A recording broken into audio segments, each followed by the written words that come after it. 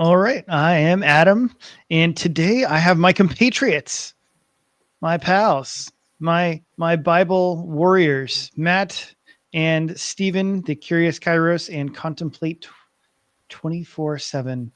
And we're going to talk about Calvinism and the latest controversy that has come from Calvinism and a well-known name in the field. And so if you've ever been interested in soteriology, we're not going to dive into all of it completely deeply, but today is a conversation that needs to happen. And so, yeah, welcome back to the show, guys. Why don't you tell us a little bit about yourself, Matt and Stephen? Stephen, you want to go first? Sure. Yeah, my name is Stephen Hafley. My channel is The Curious Kairos. So my channel is basically dedicated to apologetics and well, really eschatology and using apologetics to study eschatology. And so right now my main focus is the intermediate state. And my friend Nathan Bozeman of the Epitome, we've been doing response videos of the debate that we had with Chris State and James Harding. So, my name is Matt Galante. I have a, YouTube channel. It has a lot of posts, maybe about 5 videos that I made about a year ago. Uh, some of them are based on a book that I wrote, Jacob and Esau, Two Nations in the Inheritance. The title of the YouTube channel is Contemplate 24/7. The X channel, I don't even know. It's just some generic. I have to change it to Contemplate 24/7, but I have some posts on there, and I was a Calvinist. I mean, not a Calvinist. I was never a Calvinist. I was a dispensationalist for like 20 years, and I left dispensationalism 15 years ago. I've never been a Calvinist, so I'm excited to have this conversation this evening. And of course, I'm Adam, your host of Curious Christianity, and I think it's worth talking about Calvinism, Arminianism, all those things. And I know there's a lot of very strongly opinionated people on the topics, and I totally get it. It's important. It's an important subject. It's an important subject, and can be a very difficult subject. And we've had a most recent controversy around this subject. It's been a very interesting journey. And of course, many people know good old R.C. Sproul. But less well known is his son, R.C. Sproul Jr. And he has made some very, very interesting posts regarding Calvinism, in a sense, on X. And that's part of what we want to address today. Now, I also just want to say, for full disclosure, one, I'm not a Calvinist. Two, I'll just say that I don't even know if my friends here will agree, but I don't think that Calvinism is inherently like the devil or anything like that.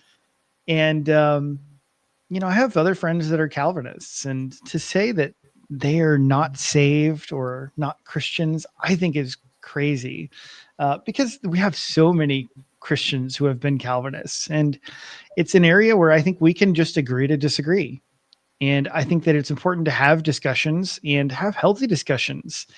I think there's a little bit too strong of rhetoric sometimes going around on social media where everyone is calling everyone else, satanic and the devil. And that's just a step too far.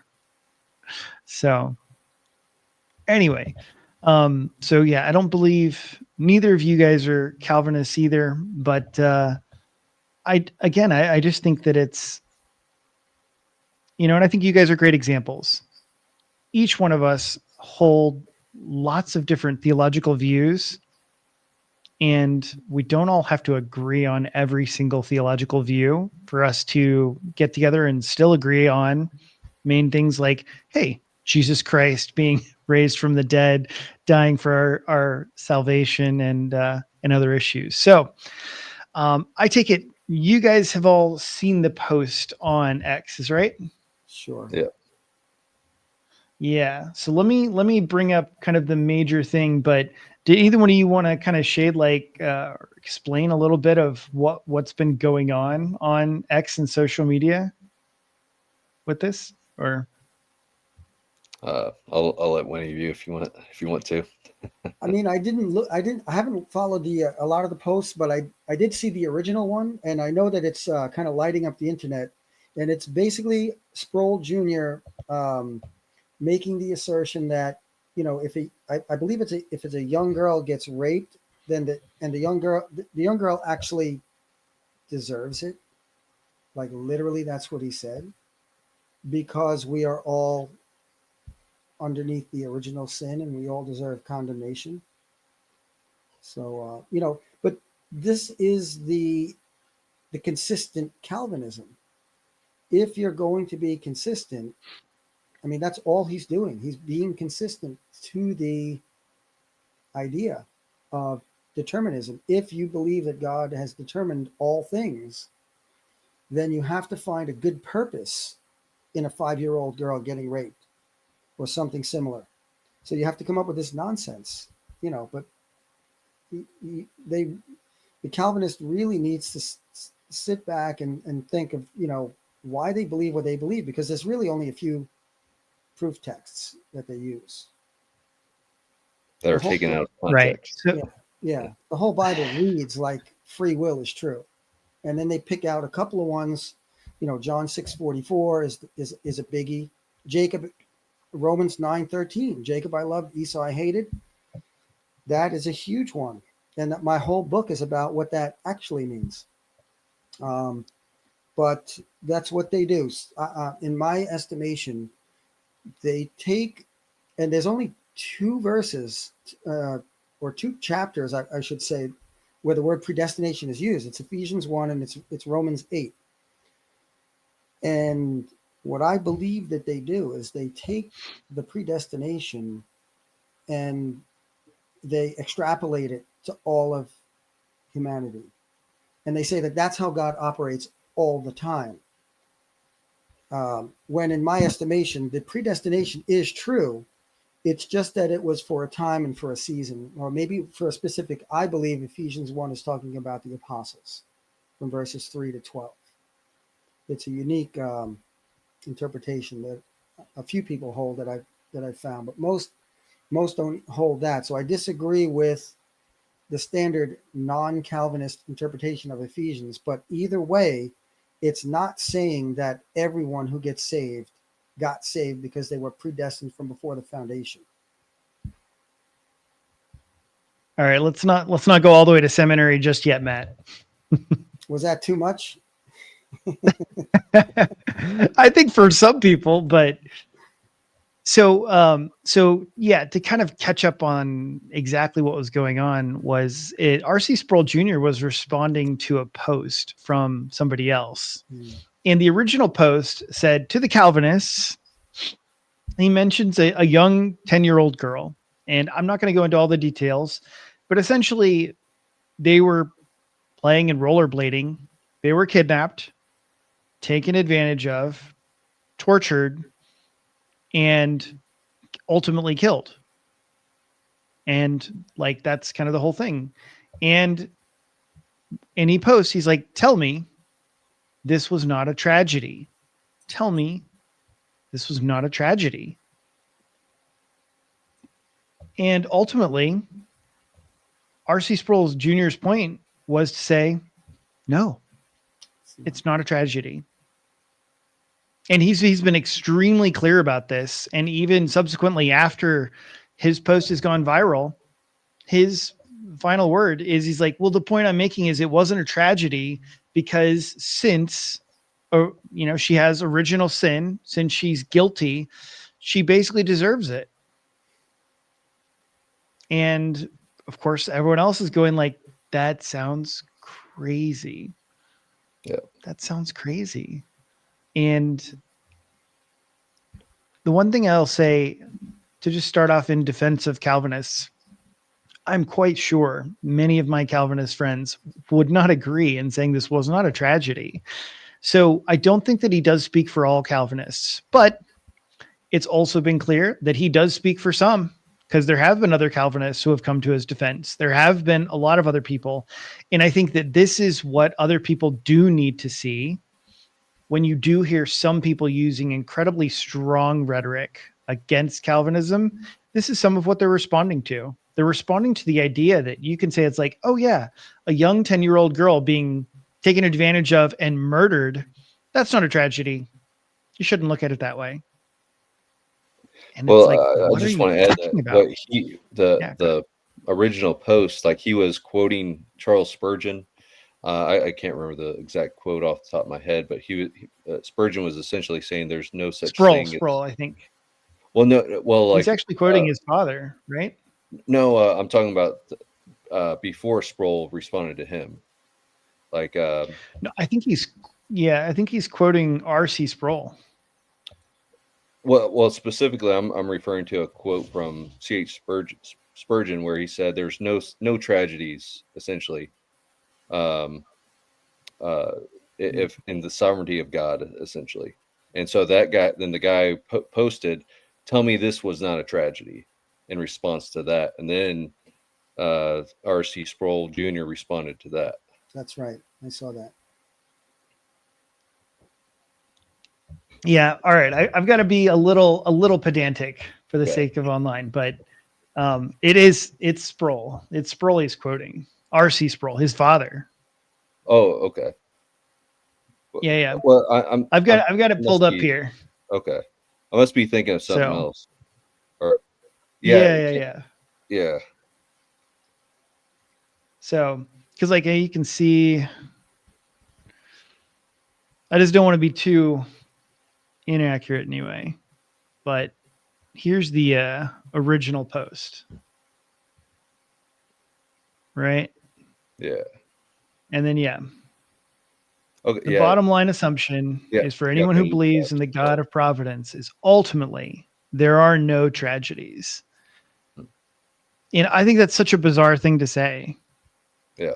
To me, even like just looking at the Bible, like when we see the massacre of the children, and you even just quote, the famous line of Rachel is weeping for her children, right? At the idea of many children being slaughtered, even from a biblical perspective, it's like, these are tragic things. And this is why, of course, God even has an outcry, right? He has an outcry against, so many of these other, atrocities. That's why he, does come against Nineveh. He comes against Sodom and Gomorrah because there are tragic things that are happening.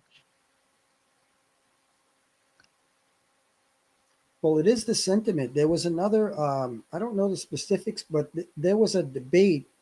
I don't know if it was probably about a year ago, maybe, where Zacharides, it was a 2-on-2 debate, and the Greek guy, I know his name is Zacharides. And Zacharides. Yeah. I think Steve's nodding his head. He knows the Theodore debate. Zacharides. Right. So, and I think Idol Killer had posted a clip of it where he basically, or it might have been Drew. What's Drew's channel, Adam? Provisionist Perspective. It was either Provisionist Perspective or Idol Killer who posted a clip of that debate where Theodore Zacharides said something like, if God will make a king, I think it was either rape someone or kill someone when he wants to. Commit adultery. Thank you. But when he wants to. So it's God who wants somebody, I think I want to make somebody commit adultery now. Yeah. And he just makes it happen. So if anybody who committed adultery, it's not a tragedy. It's what God wanted. It's what God wanted. Done otherwise. That's why I say it's consistent. Yeah.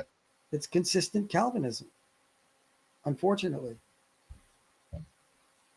Well, and that is where, I mean, to many, in many ways, I agree kind of with the idea of the consistent notions. And I totally get how some people logically come to these conclusions.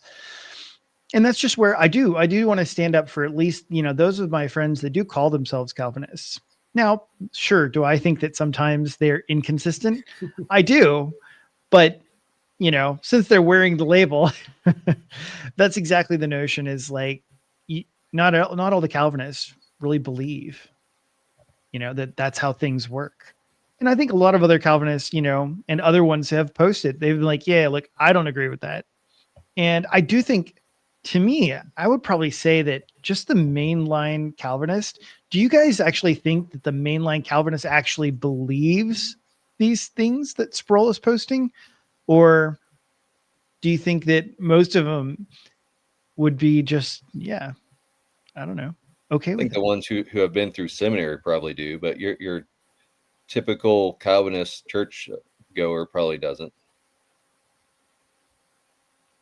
They have to reconcile it. You made me think of.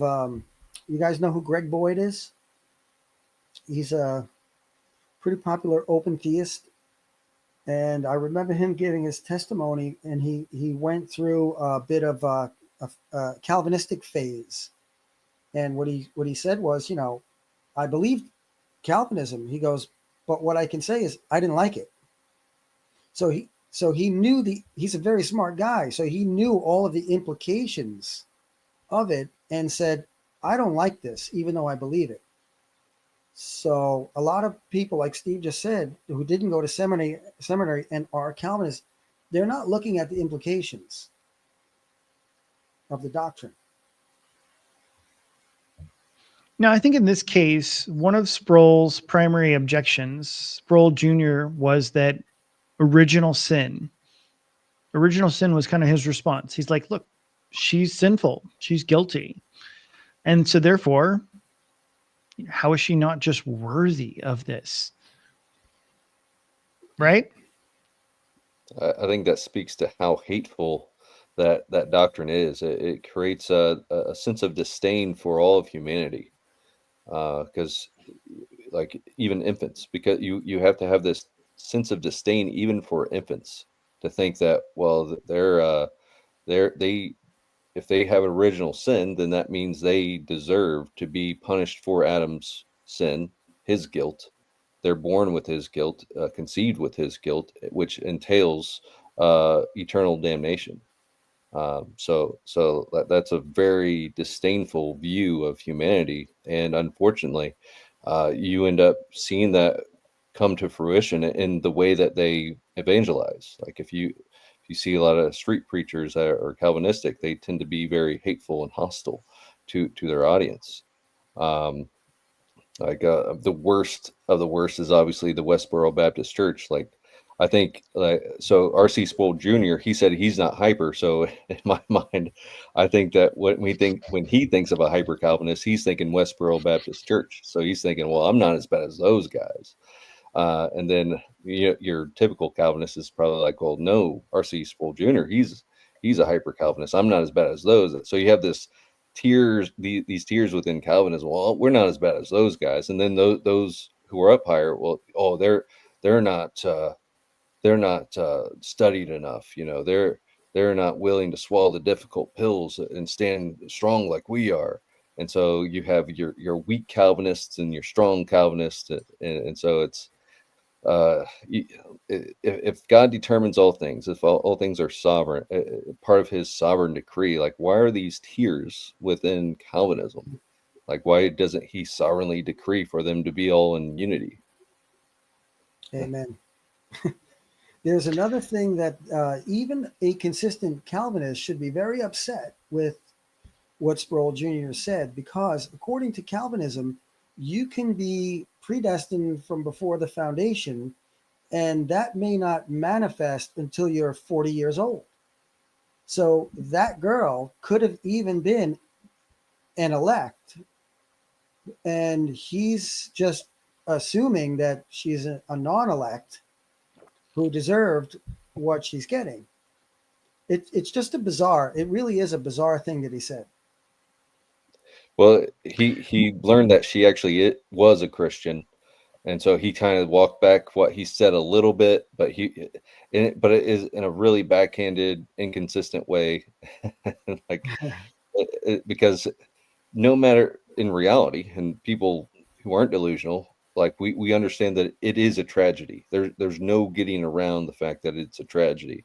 And so in his mind originally, well, it's an ungodly heathen, and so all ungodly heathens deserve eternal torment in hell. And so, what's, this 10-year-old getting kidnapped and brutalized, what in this finite time, in this finite life, what, that's just a minuscule compared to. And so, like, it has this very cynical view of pain and suffering in this world, even unto kids. But then when he learned, oh, she was a Christian, he couldn't say it was a tragedy. So like, it's an unfortunate, like, I can't remember the exact wording that he used, but it is pathetic. Well, I know one of his responses was he's like, well, I was speaking as if she was unsaved and a non-Christian. And I agree with everyone else, is like, and that makes it better. Yeah. It's like, okay, well, because they weren't a Christian, it's okay that they were brutalized.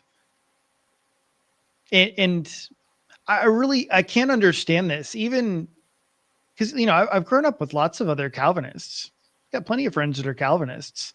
They would be absolutely repulsed by such comments. So, and that's I guess that's what I would say in defense of my Calvinist brothers, is that their hearts are not in alignment with what's going on here and what we're hearing from Sproul. And I think that's a very important difference, because some people may have a mental, connection to these doctrines of Calvinism. Okay, I get it. Right.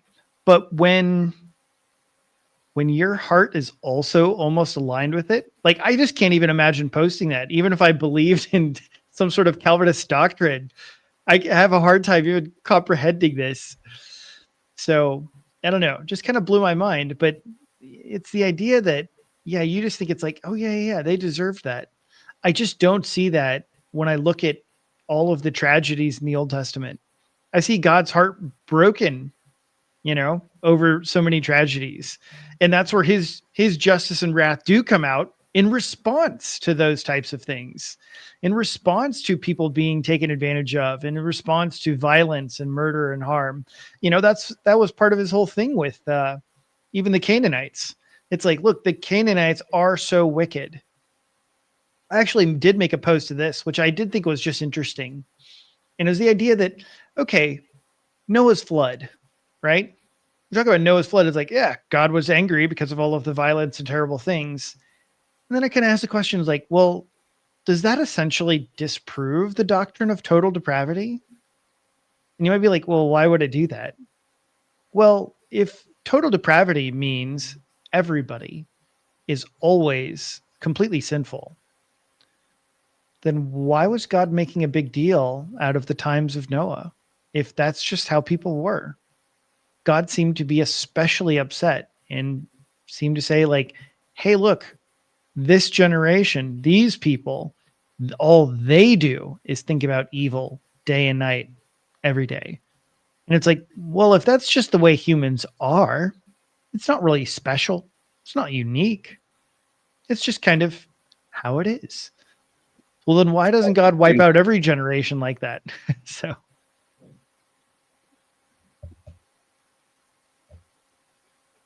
Well, it's to be no thoughts? it's to be expected. I mean, you really have to stop and think that if you believe that every single thing that takes place was prescripted by God, then the Calvinists don't like when you say that we're, if what they say is true, that we're automatons. They don't like that, or we're puppets. But that's really the implication. So now, if God is making every single thing happen, then you can see the logic, even though it's horrific, of what Sproul said. That it's the reason he's saying it's not a tragedy is because he's basically saying this was prescripted. It's the correct implication. It's, like I said before, it is consistent Calvinism. And the Calvinists that I'm not saying that some have a heart and some don't, but I think some are just not able to reconcile the two, and they see the tragedy in it. But then the ones, I think everybody sees the tragedy in it. There's no denying that. everybody can see that tragedy. But the ones who are really trying to stay true to their Calvinistic doctrine, and they're just being logical, they're just being consistent.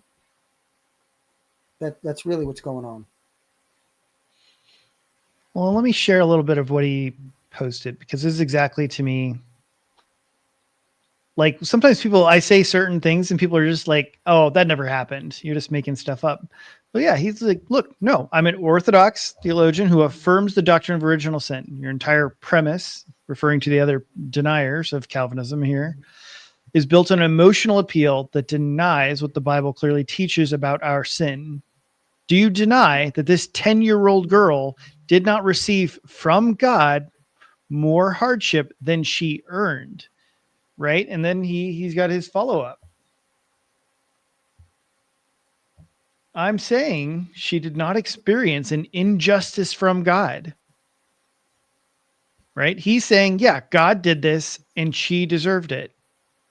Do I need to know the girl? Like when believers suffer, we're expressly told it works out for good by God. Let me encourage you to submit to what the Bible plainly teaches.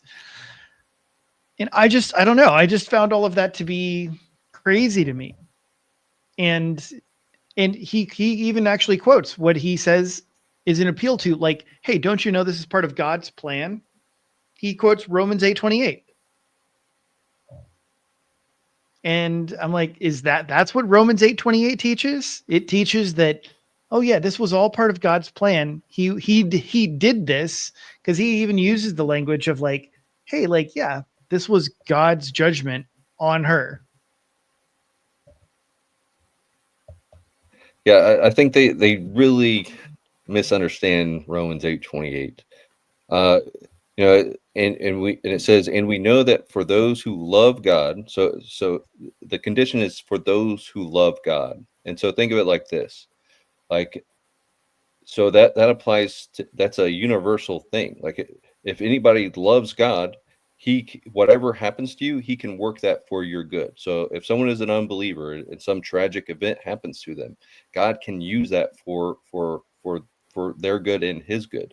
That's the promise, is that if we put our faith in him, he can use whatever bad things that have happened to our past. He can use them for good to bring about his kingdom and to further his kingdom and further his glory. But if someone remains in their sin, if something tragic happens and they remain in their sin, or they turn away from God, then God isn't going to use that for his glory, isn't going to work that for that person's good, you know. So it's not that anything that happens is purposed by God. It's like, no, it's like, it's not like every single, you know, grape that happens is God's purpose. Like, oh, this woman was, you know, sexually assaulted, and it's every single time it's because that's what God wanted, and nothing, and it is part of his unchangeable decree. And if that didn't happen, God would be less glorified. And so it had to happen, and for his glory. Like, no, that's evil. Like, it's, well, that happened because someone rebelled against God's will. That's rebellion against God's will. It's not his will. It's not his will that it happened. It's rebellion against his will. But God is so good that he can use that for his glory. But that's only if that person submits to God, loves him, and repents from their sins, turns to him and puts their faith in him. Then he can use that for his glory. But if they remain in their sin, it's going to, you know, continue to harm them, and it's not going to be, they're not going to be able to, you know, be strengthened by it.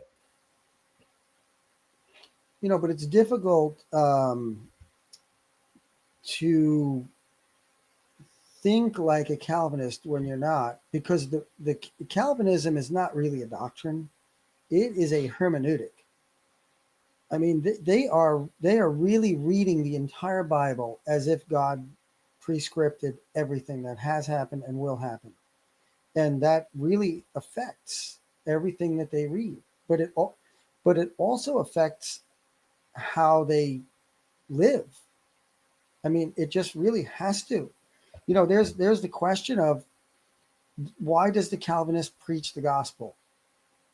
If everything is prescripted, why do they preach? And their answer is usually, well, because I'm following God. You know, there's no other answer for it. But it affects not just the way that they read the Bible, but the way that they live, and obviously, like we're talking about now, the way that they think. Yeah, It's very intense. yeah. Yeah, they don't think that the way that they present the gospel can have any actual impact, because our they believe our job as believers is just to present the gospel. Yeah. We don't have to mince our words or present it a certain way or anything like that. We just have to present it. That's our job. God does the rest. The Holy Spirit does the rest. So if they were predetermined before the foundation, or predestined before the foundation of the world to be saved, then we're doing our part of preaching the gospel. And so if they're it's God's job to regenerate them. So we do our part by just speaking it. And so that there doesn't have to be any kind of love or compassion on their part. That's completely unnecessary in the Calvinist evangelism. It's not an integral part of it. And that's the difference between evangelism among Calvinists and non-Calvinists. Like, you talk to a non-Calvinist, like, that love and caring for the people you're evangelizing to, that is an essential part in how you treat them. And I'm blanking on the verse, but may your words be seasoned with salt. Speak with gentleness. According to the authority of God's word, so if we're using sola scriptura here, we are the way we speak to non-believers does impact to the persuasiveness of the gospel that we're trying to spread. And so, if the authority of God's word says it matters, then it matters. And so they can complain against God all they want, but that's what it says. So go with it. Speaking the truth in love. Yeah. Right. And yeah, that is, I think, certainly missing here. Well, and here's the part that also just really blew my mind, that R.C. Sproul Jr. would post this and even come to this conclusion, again, because he's making the claim. He's like, look, I'm being biblical. And of course, we can always fight about hermeneutics, but even from a biblical note outside of, in my opinion, partially outside of Calvinism, is this idea that it's like, okay, wait. When did you get the idea that everything that we do in this life right now is being judged and punished by God accordingly? Like, even under any theology that I am aware of, we all understand that the final judgment comes at the end. Mm-hmm. It doesn't come during this life. And so that's one of the reasons that I just had the hardest time fathoming that you would post is like, oh yeah, she deserved it. And God did it to her because it's some sort of punishment. What are you smoking? Like, what are you talking about? That sounds insane to me, because it's like, oh, well, then what's the final judgment for? Is she like, are we all paying for our sins now? Like, this sounded to me in some ways more like some sort of other Eastern religion where it's like, well, it's karma, right? You're getting punished for the bad things that you've done in life. And in this case, since he's, of course, bringing up original sin, well, really, what are you getting punished for? Oh, you're getting punished for Adam's sin because you're guilty from Adam's sin. And I know there's a lot of pushback, and I think there's actually been a major change in some Calvinist camps where they're shying away from inherited guilt. They're shying away from inherited guilt, because I think that is the correct original understanding of original sin, is that we are guilty because of Adam's sin. But I've been having the conversations about original sin with people, and even those that are Calvinists, they're like, well, it doesn't mean we inherited Adam's guilt. We inherited his sin nature, but not his guilt. We're still only committing our own sins, and we only have that compulsion and we always look to sin, but it's not Adam's guilt. But I don't think that's the original doctrine. The original doctrine Not was by Augustine. inherited guilt. Yeah. Exactly. By Augustine. Yeah. Right.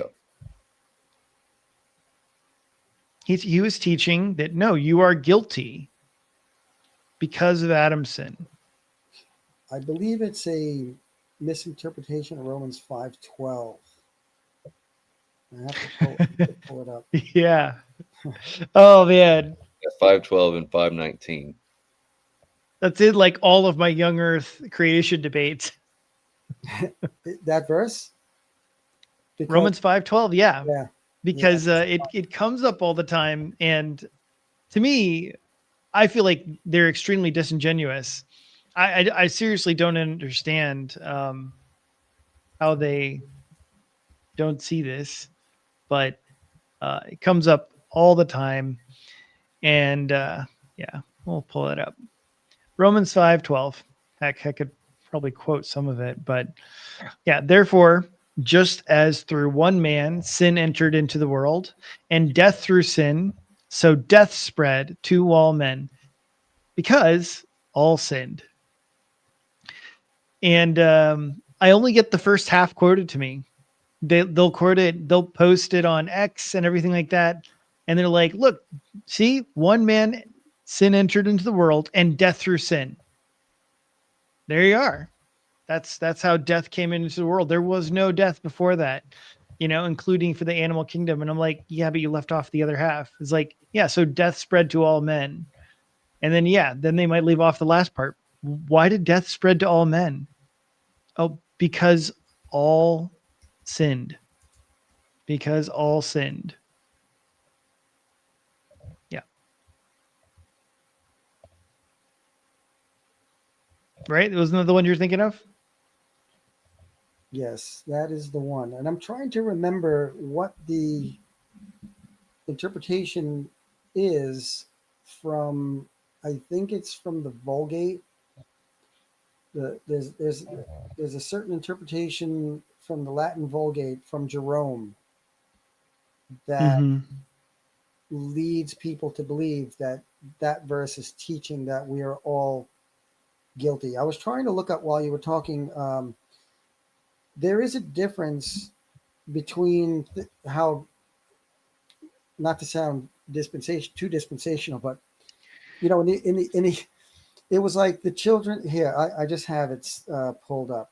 So, like in Jeremiah 31, when it's predicting the new covenant, it says, in those days they shall say no more. The fathers have eaten sour grapes, and the children's teeth are set on edge. But every one shall die for his own iniquity. Every man who eats the sour grapes, his teeth shall be set on edge. So I don't believe, even in the old covenant, that God was punishing people for Adam's sin. But there was something that where the sin followed to the third and fourth generation. But in the new covenant, it's something different. It has happened. And that's the other thing about Calvinism. I often think, in their doctrine, what is the difference between the old and new covenant? There is none.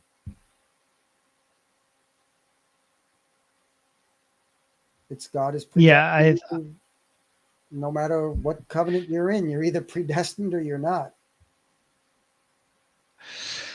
Yeah. Well, and so Middleton actually asks a good question here, and I hope I'll be able to understand exactly what he says. But he says, yeah, like, isn't the common rejoinder that we all sinned in Adam? And so it's a very important part to say, like, well, what does it mean to sin in Adam? Like, and all of this. Some people have framed it as, well, it means that if we were there, we all would have sinned as Adam did sin. And so that there is no problem here. I've heard arguments like that. Now, I'll tell you what I think what's actually going on largely with this Romans 5. And it has to do with covenant language, that's what Paul is using.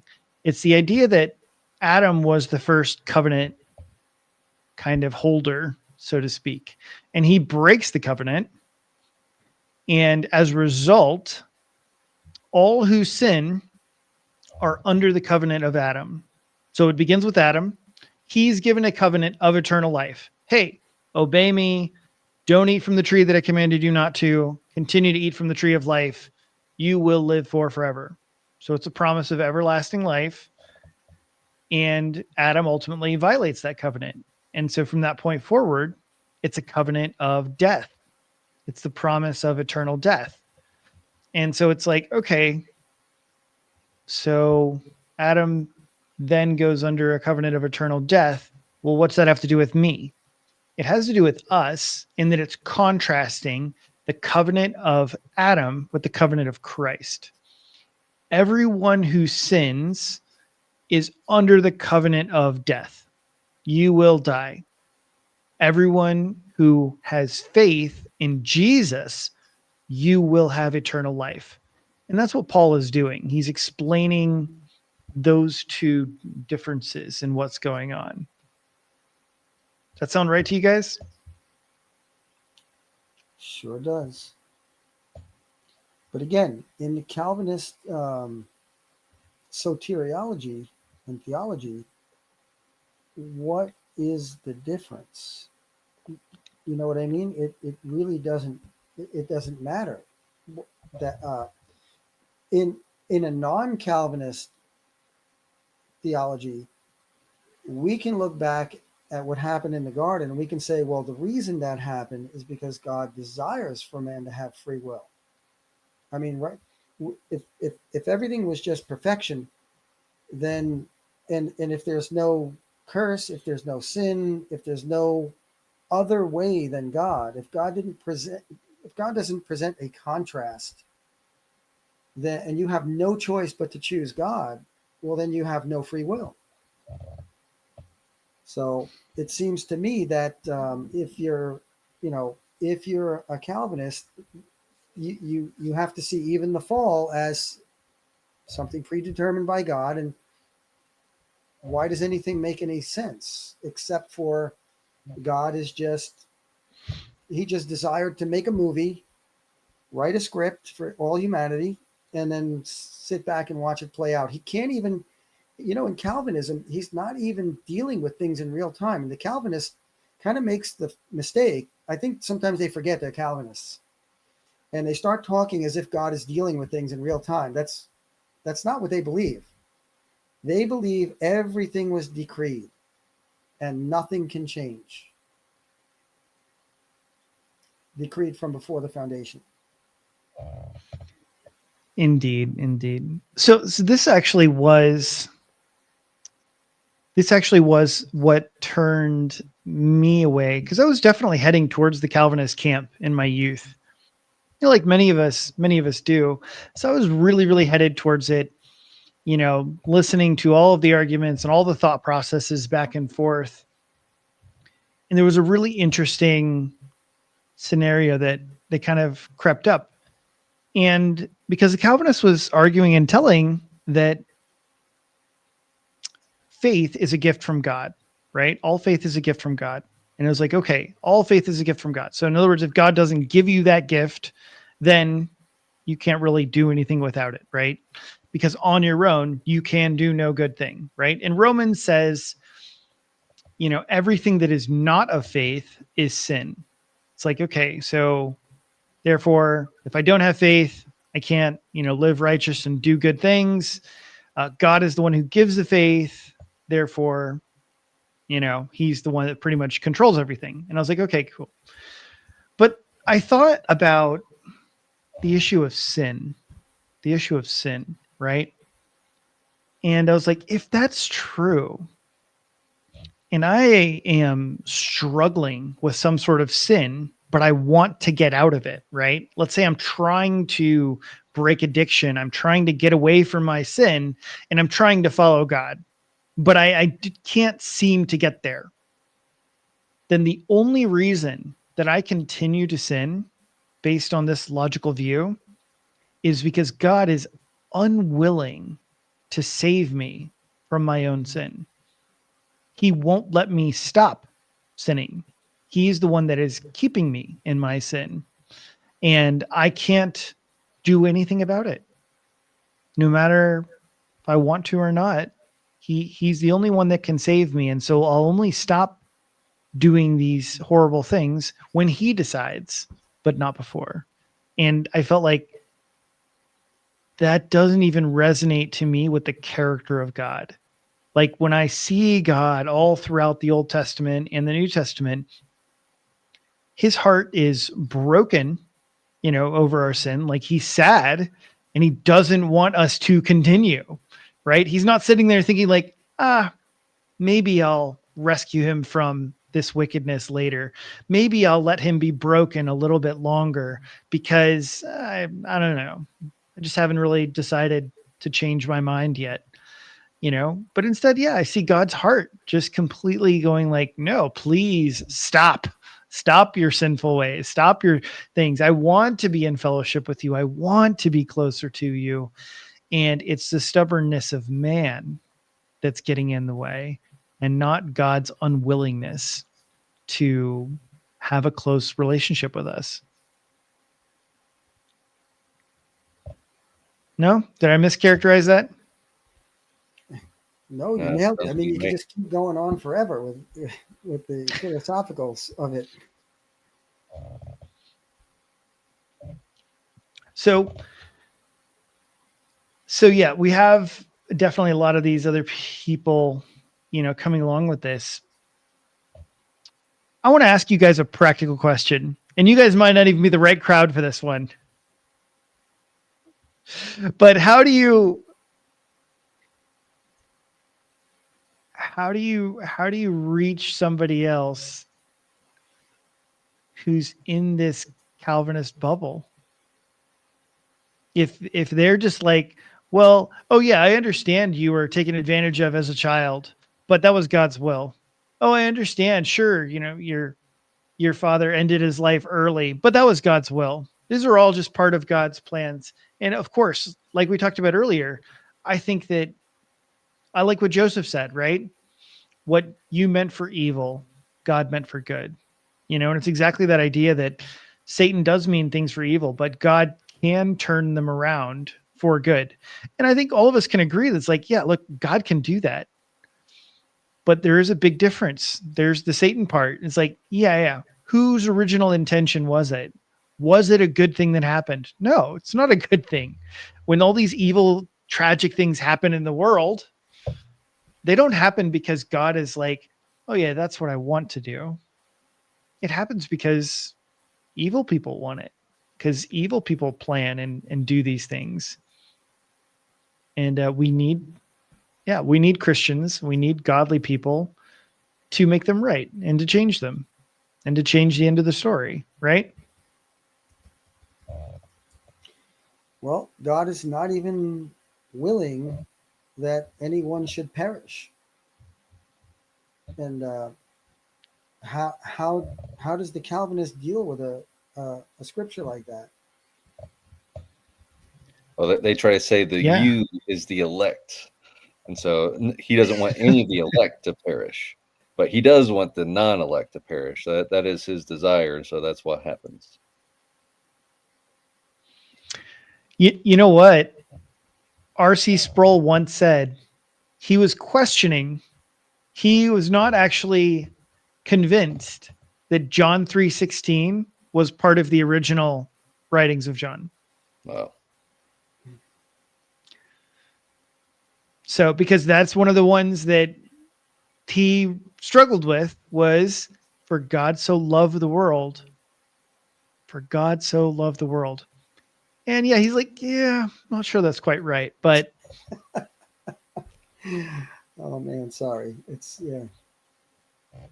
Well, even the verse you said before, what you meant for, what Joseph's brothers meant for evil, God meant for good. They might use that verse as a proof text, but it's actually teaching the opposite.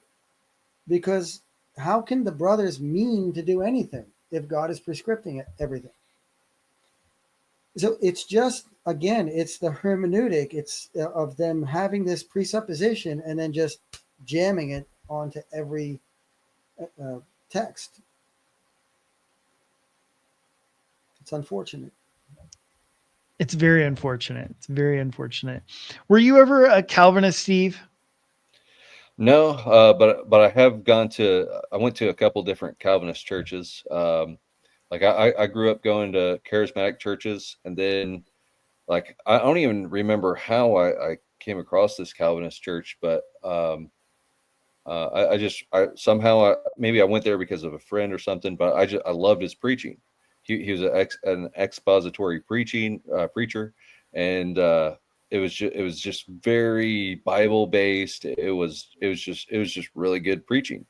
It wasn't because like I just felt like, you know, charismatic preaching was kind of theatrical and is kind of like a production, and it just it you know I went, but I didn't feel fed.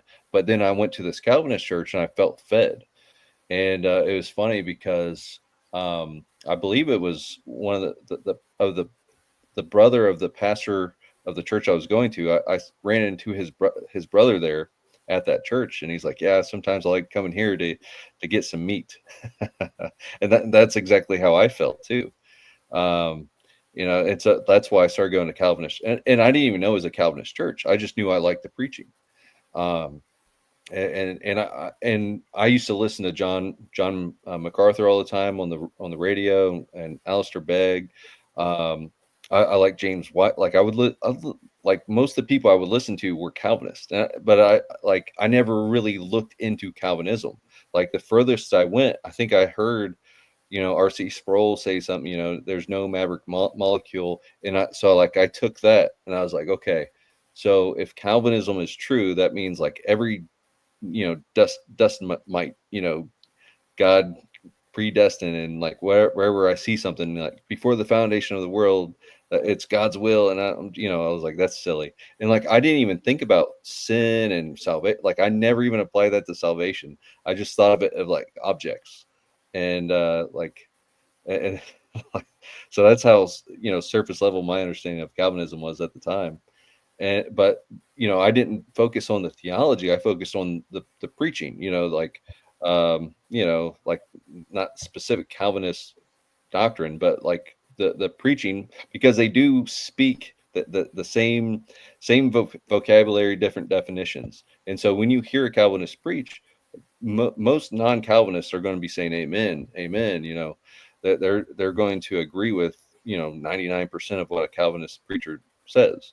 um, you know, so I had no problem with it. And then from that church I went to like a very staunch Calvinist church, and I didn't that and that's when I started learning about Calvinism and what they actually believe. And um it's funny, like all these things happened at the same time when I started going to that church. Like I had just started looking into Calvinism, and like it was completely separate from going there. The reason why I wanted to start looking into Calvinism was because I sent my book to a lot of Calvinists and Calvinist preachers, and they didn't like it. So I was trying to figure out Okay. why don't these Calvinists like my book? and and Why then didn't they? I mean, did they give you any reasons? I'm just curious now. Was there any feedback? What it was went wrong? it goes against Reformed teachings. Um, Uh, and I use which the one? word. Well, just the intermediate state. No one in the Reformation taught what I taught about the intermediate state. The closest is actually John Calvin, but he basically said it's unlawful or sinful to speculate too much onto the intermediate state.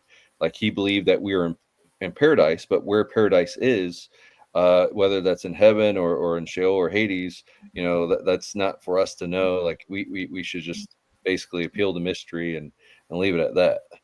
Um, but yeah, like at the same time, that's when I started like I need to figure out what Calvinism is. And at the time, I thought Soteriology 101 was a Calvinist YouTube channel, and I followed him on Late Flowers on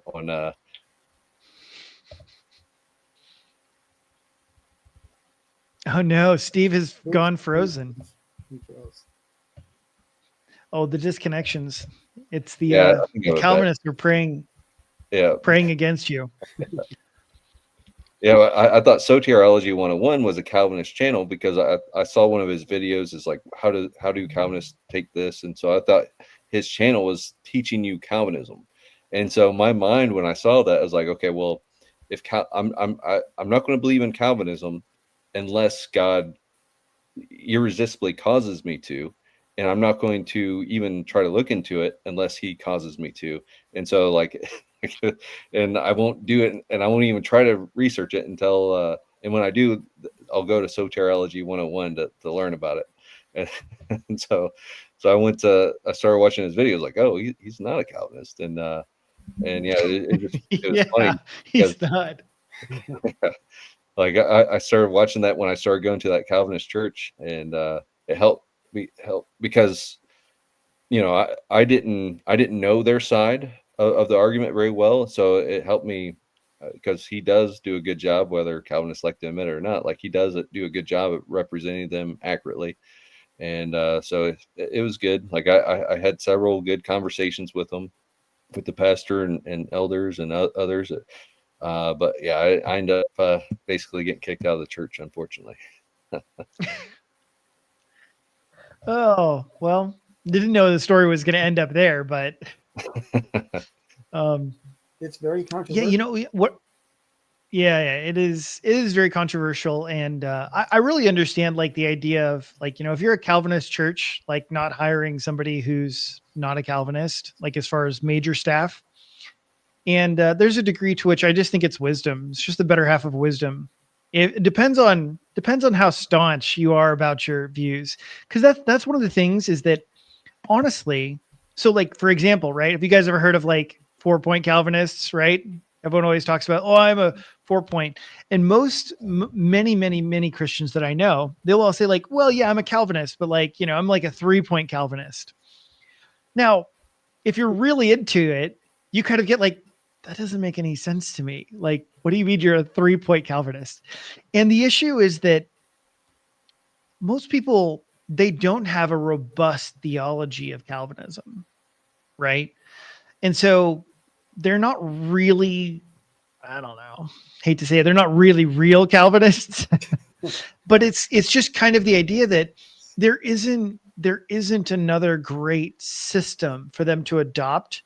And since all they're kind of taught is this type of system, that they're like, okay, I'm a Calvinist. They want to even say they're a Calvinist because they want to be a part of the club, right? They want to be part of the in crowd, and they have certain things that they are taught. They're like, okay, I believe this. And so I want to stick over here.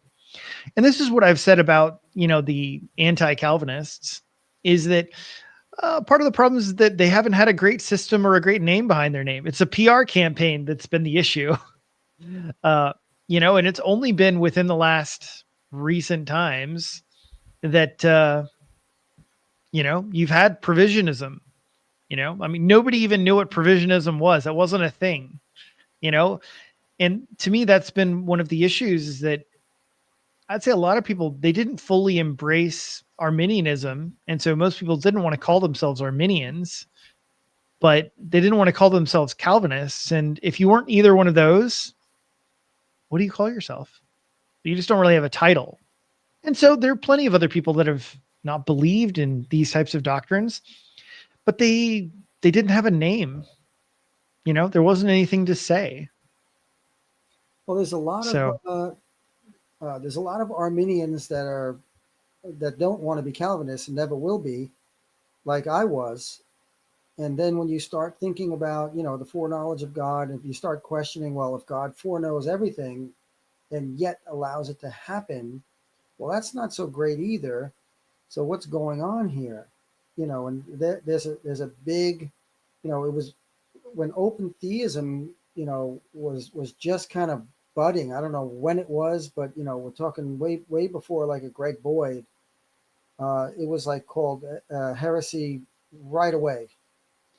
But now it's a little bit more it's a little bit more accepted. I noticed, and I would label myself partial open theist because what I acknowledge is those predestination passages. Like every passage where it seems to, like, for instance, take the biggest thing that we all know was predestined was the cross. So if the cross is predestined, then the events surrounding the cross had to be predestined. The Jews celebrated Passover on the 14th of the month of Abib for 1500 years, and then Jesus dies on the 15th of Abib. I mean, this was predestined. There's no question. So, and God knew it. You know, Yeah, there's far too many details. It can't be an accident. It was right? carefully curated, right? So Like when you look at all of the things surrounding Jesus, you can't just be like, well, God just decided like, okay, now is when we're going to do it at yeah, some random time. exactly. But so if you're not a Calvinist, and then you see the things that were predestined, and you see the foreknowledge of God, the you either go to Molinism, which is like, in my mind, it's a concoction of trying to figure out how God knows. So he knows he's got the middle knowledge, and then he knows all things that might happen, and that's all well and good. But why not just say, well, if God is really operating in real time, which I believe he is, and he has predestined a lot of things, which I call prophecy. I mean, if God says this is going to happen and he doesn't change his mind, then that thing happens. What it really is God makes the thing happen. But how does he make it happen if man has free will? Well, he's got to affect free will somehow. Otherwise, it doesn't make any sense. So that's why I consider myself partial open theist. I see God predestined some things for prophecy's sake, largely in the Old Testament, and then makes it happen and therefore knew it, like really foreknew it. And then the shirt that you put on today, God didn't really need to know what color it was going to be. It's not part of his plan. So, when it says in Ephesians 1 and Romans 8 that certain people were predestined according to a purpose, I believe he was talking about the apostles. But the Calvinist, again, will take something like that and then create the doctrine. God predestined everything. And foreknowledge is not an issue for the Calvinist, because in their mind, if God decreed everything from the beginning and everything is scripted, then God doesn't even need foreknowledge, because foreknowledge is only a thing in a free will paradigm. If that makes any sense. Yeah, I think so in many ways. Because I think like if you have everything literally just, let's say mechanical, oh man, mechanically geared, right? Well, then all you need to know is how it starts, right? And then everything else just runs like a clock. Yeah. I don't have to know how a clock even works nowadays to just know and understand that, oh yeah, it's going to go around 12 hours and keep going. And that's it. No problem. And I think that, God having foreknowledge like is important. And some of these things, it's a great example, because I think that for a lot of people, they are in the middle and they're just like, I don't know how it works. And this is to me actually how some of the people I've known, they would call themselves Calvinists, but they would say God has sovereignty, man has free will, and somehow that works out. Compatible. Like, and their title and their name is Calvinist, but they're just like, but I believe these things. And then they just kind of say like, I don't really know how that goes. And that's actually how I've kind of tried to describe Molinism, in the sense of, I feel like the Calvinist on one hand says like, yeah, there's mystery in here, but they're just further on this side. The Arminians like, yeah, there's mystery, and they're further on this side. And the Molinist is kind of saying like, well, look, I agree with some tenets of both, but I think we can get closer to the truth by providing these additional answers of saying that God has this middle knowledge and this is how these things are accomplished. Can I? But I think that a lot of people, yeah. Can I interject? You know what? Yeah. The thing that I see that's wrong with both of those spectrums that you just created, which is why I don't hold to either one of them, is it presupposes that God is dealing in every instance the same way. So in other words, God set it up where, it's either the thing is just determined and he knows it, or it's not determined and yet he still knows it. Because you're reading the passages, some passages, especially the ones that Calvinists pick out and use for their arguments, they seem to be saying that God predestined something. And then you got the free willers on the other side going, well, no, you can't have predestination is wrong, like across the board. And they forget prophecy, so they're trying to they can't have the predestination and the, so what you end up is just two different camps trying to explain how God has done things all the time. And it's not like he has phases. It's just different instances. Like if the Bible to me reads like, okay, well, God predestined this, but then he might put a stipulation and change his mind. God repents all the time in the Bible, changes his mind. So you have God predestining things, but then you have other verses that seem to say with Israel burning their fires and burning their babies in the fire to Molech, when God says, I didn't command that, neither did it enter my mind. It almost seems like God didn't know they were going to do it. But you don't read it that way. You say, no, God knew they were going to do it. But if you take the approach where, well, maybe God really didn't know they were going to do it. I know that sounds heretical, but that's the way the Bible reads. So I just try to take the Bible the way it reads. If God predestines something, then yes, he knows it's going to happen. And if it's not according to, if it doesn't matter to his plan, and there is really free will, then free will by definition means you have autonomy. How can even, the question then becomes, can even God know what free will beings that he gave free will to are going to do? So it's a deep topic to say the least. It is a deep topic. It is a deep topic, I think. And I think that's one of the things that I feel like some people take it too lightly, to be honest. And we can have a little bit of humility surrounding the topic, because each one of these categories, each one of the parts of the topic, you can dig very, very deep into. And, talking about those, because to me, I think this is a very good question. Is like, well, look, if we have free will, that's been one of the big questions. How can God know what we're going to do?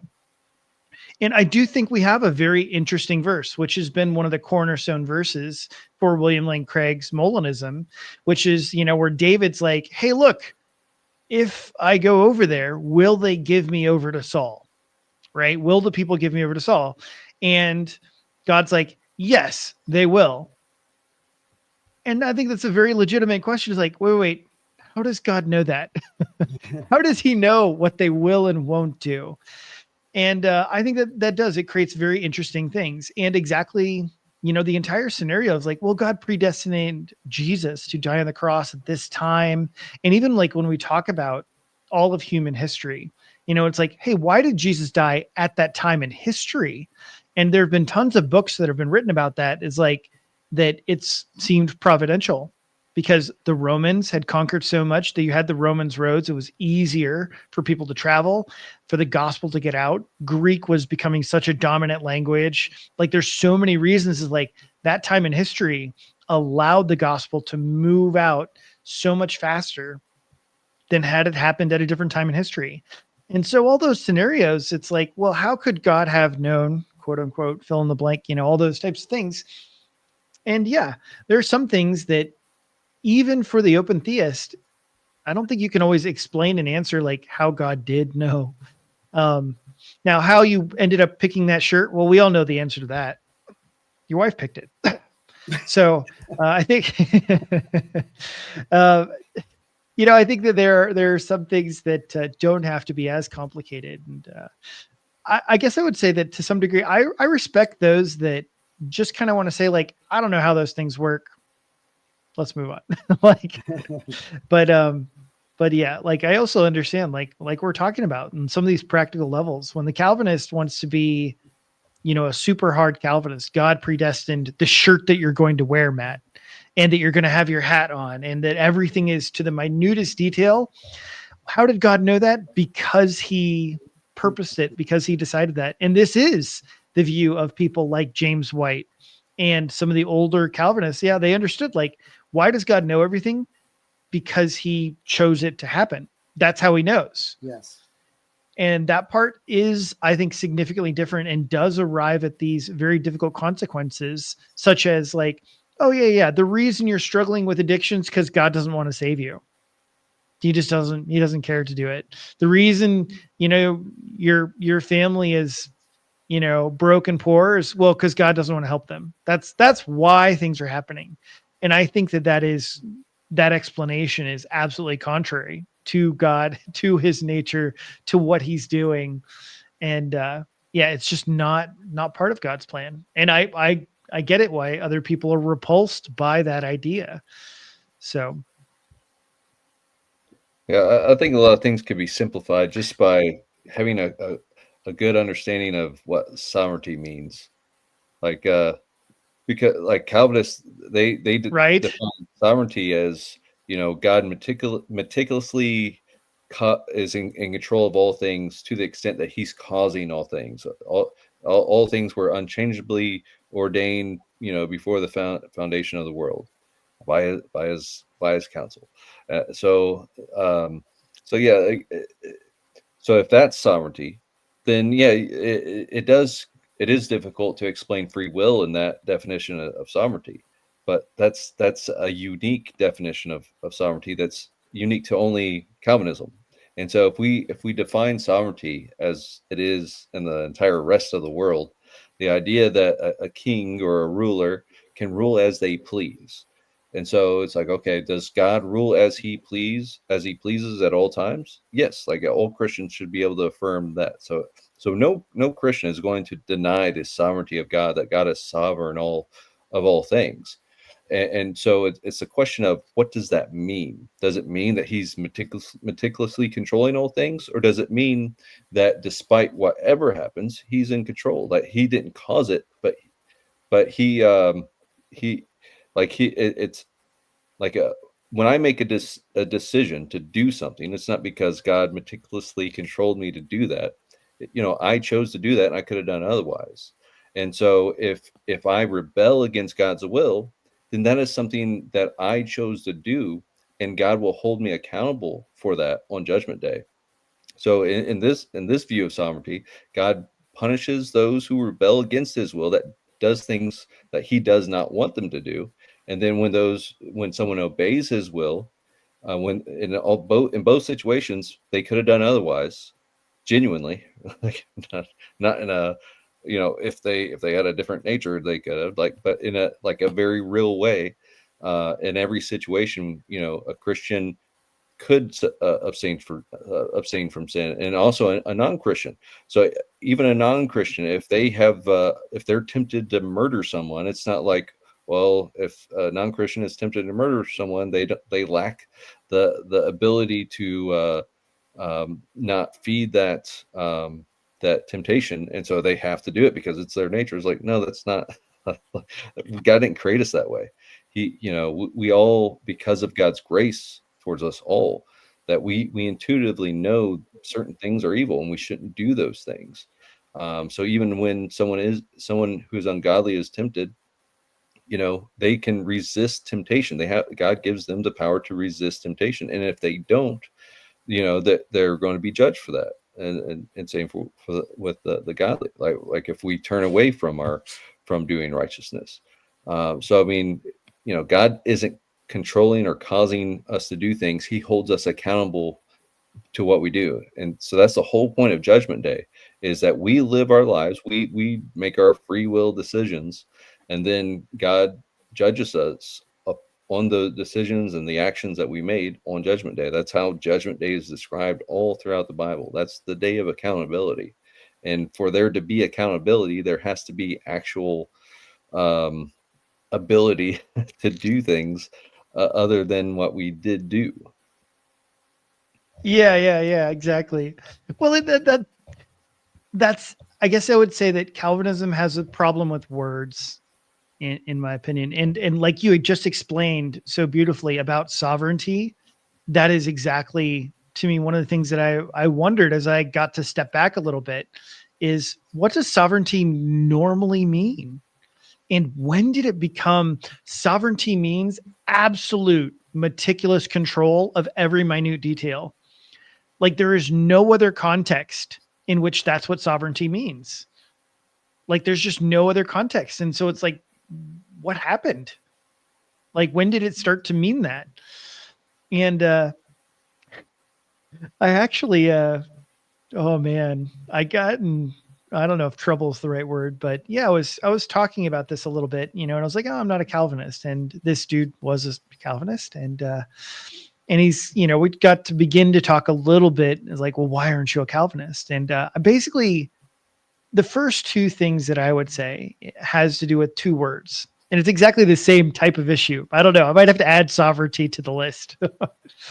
But it has to do with, number one, love, and number two, responsibility. Responsibility to me is the funniest one, because it's like, well, you have no control over your actions, but you're morally responsible for all of them. And it's like, okay, how is that possible? And like, well, you're just morally responsible. And it's like, what does morally responsible mean? And it's like, well, it means that you're going to take, responsibility, and you're going to be judged and punished and everything based on your actions. And it's like, I thought it meant that I had the choice to choose between actions. Like, well, no, it doesn't.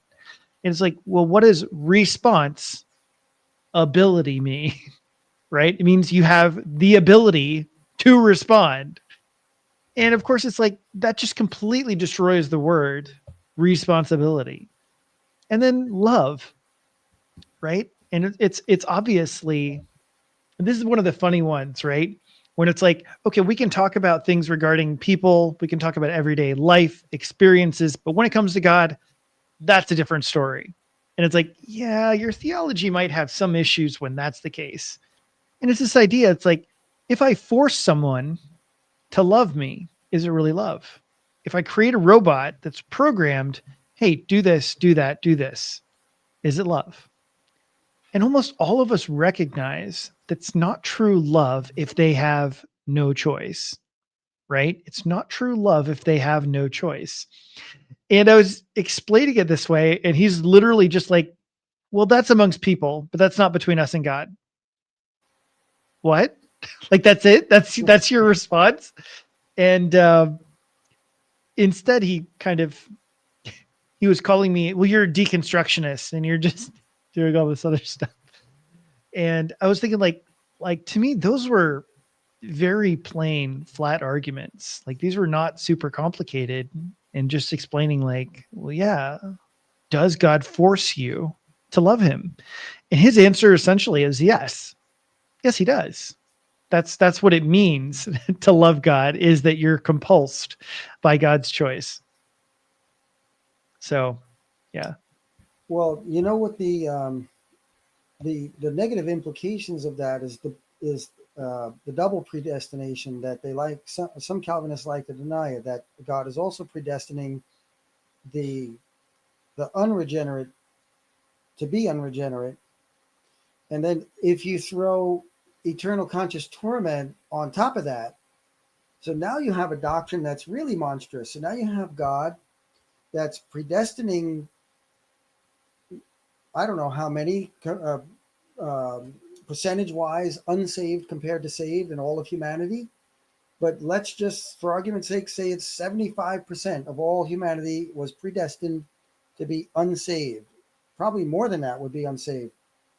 Well, God not only predestined them to be unsaved, but he predestined them to burn in hell forever. Like forever. That's sobering.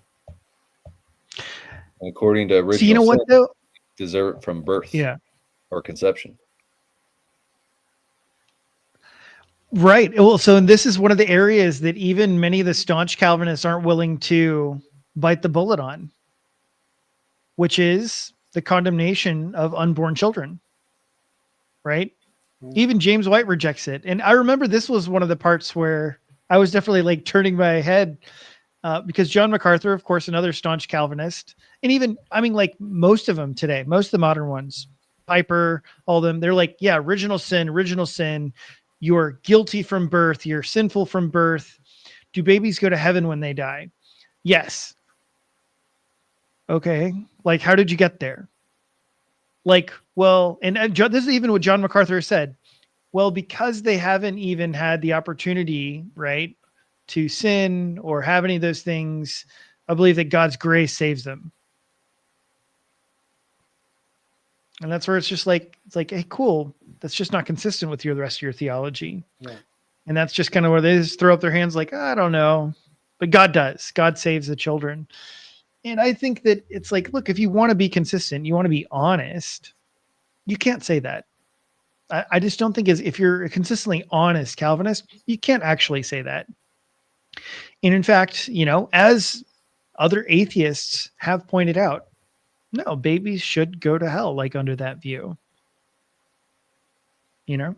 So I think we should at least try and be honest about our things. Now, if you want to, many other Christians will just chalk it up to mystery, right? It's like, well, I just don't know.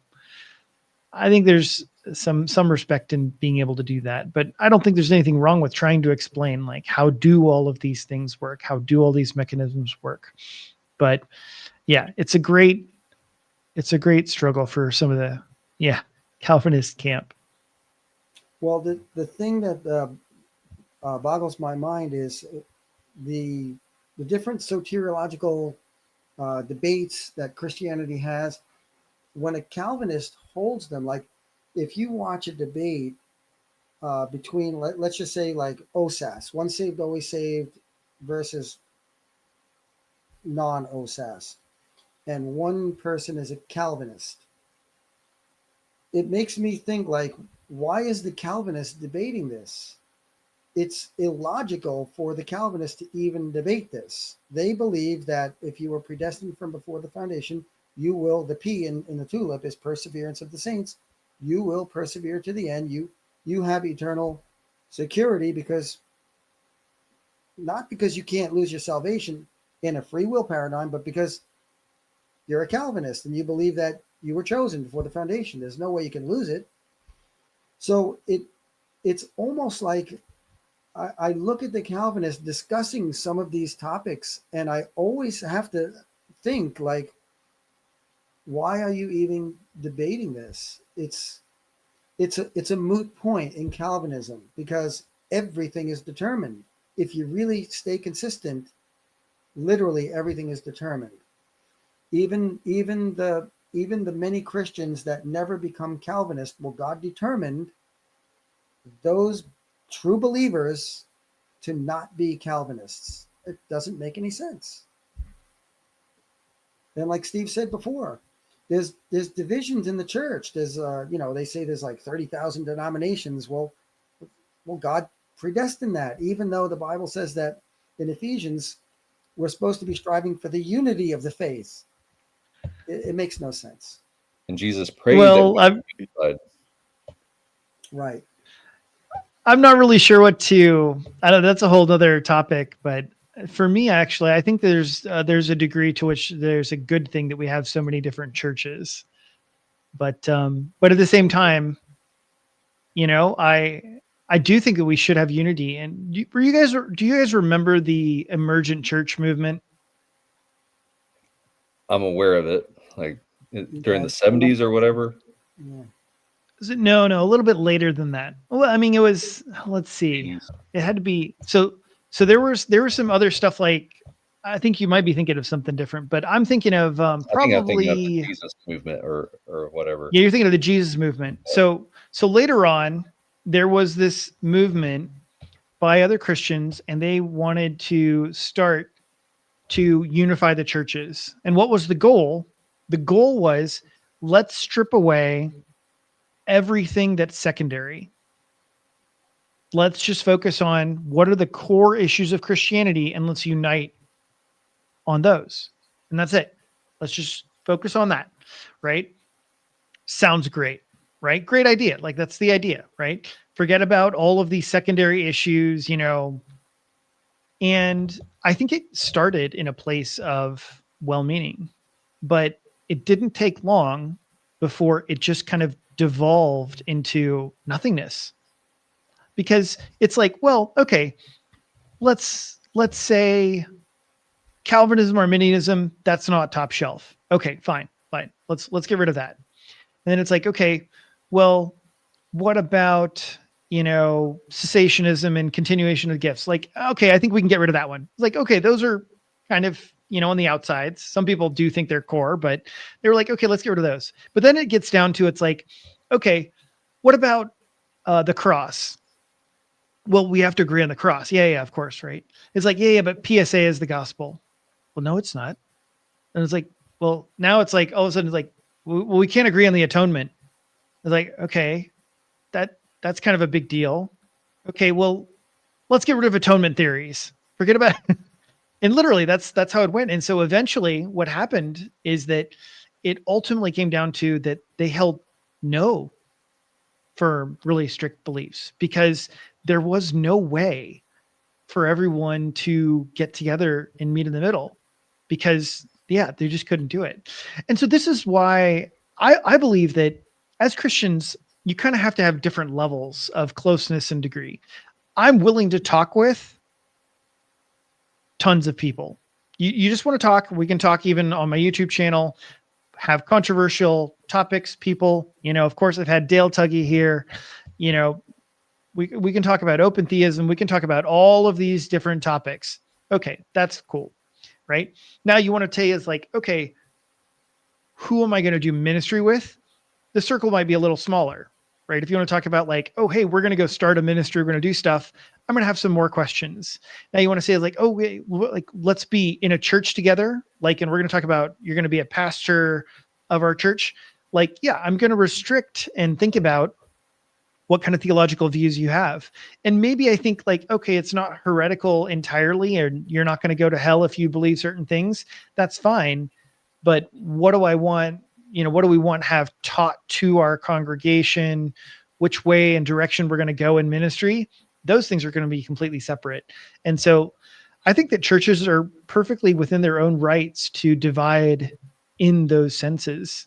So I think you kind of have to have levels as to how things go. Like, the degree of different theological beliefs you can have if you just want to be friends, that can be vast.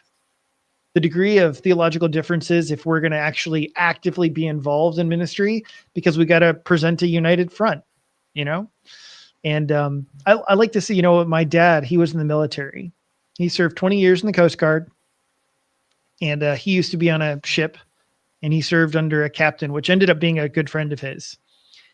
And sometimes they had very heated disagreements. But my dad would tell me, like there might even be a raising of voices and everything. But he said that would happen in the captain's quarters. If I had disagreements, but he said, as soon as we walk out that door, everything the captain said is true. Like there is no disagreement outside the door.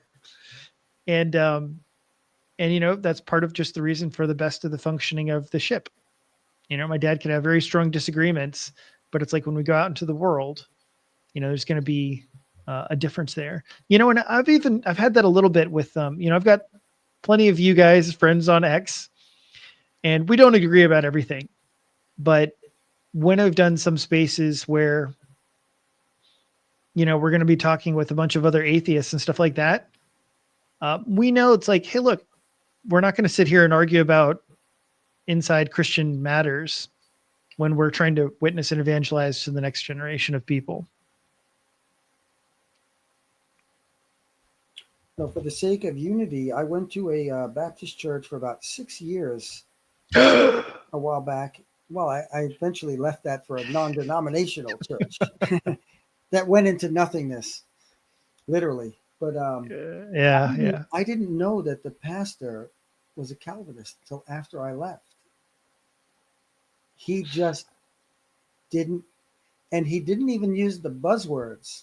Like when you hear the doctrines of grace, that's a Calvinistic buzzword. He didn't even use that.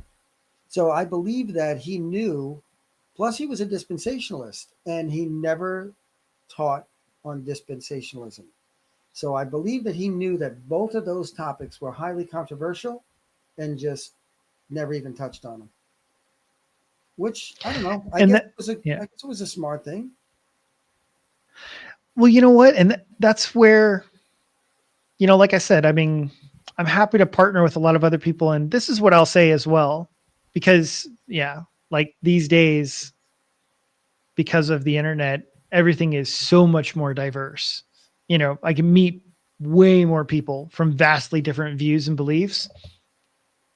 And there's a big question about like, how do you decide?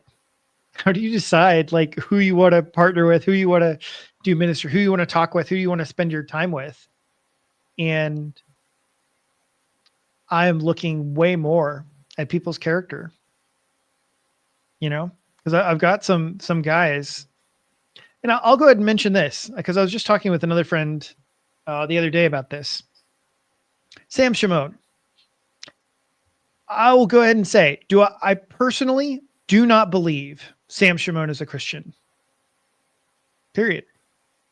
Like full stop. He has been a huge Christian voice all over YouTube, done a ton of debates.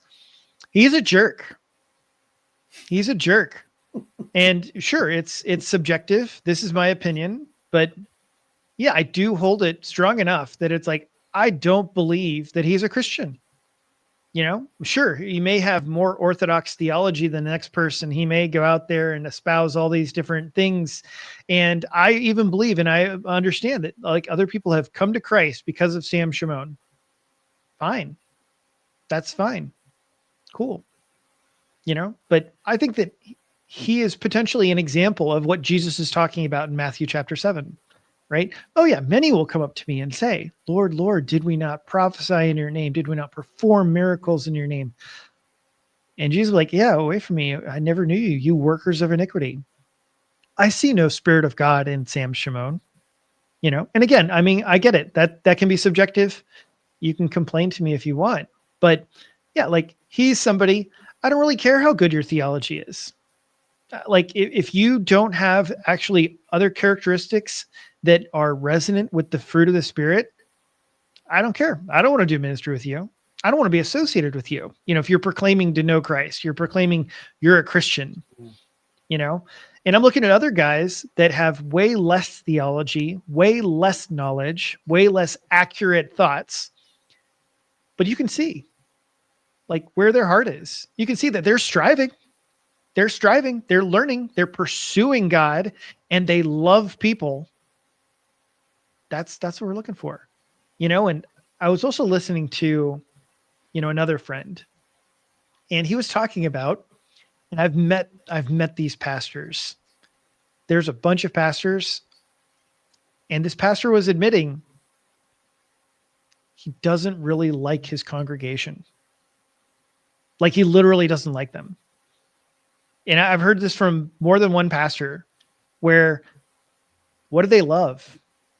They love preaching. They love teaching. They love studying the word of God. They may even love prayer, but they don't love people. They don't love people. They don't care about their congregation in reality. Every time they get that call, like, oh, pastor, my cousin's in the hospital. They're like, oh, all right, guess I'll to go over there, pray for them. Now, we all have gifts. We all have personality bents, but I'm just saying like, when it comes down to it, what I'm interested in is I'm interested in people that are, yeah, they obey Jesus's two big commandments: love God, love people. Like that's where your heart is at.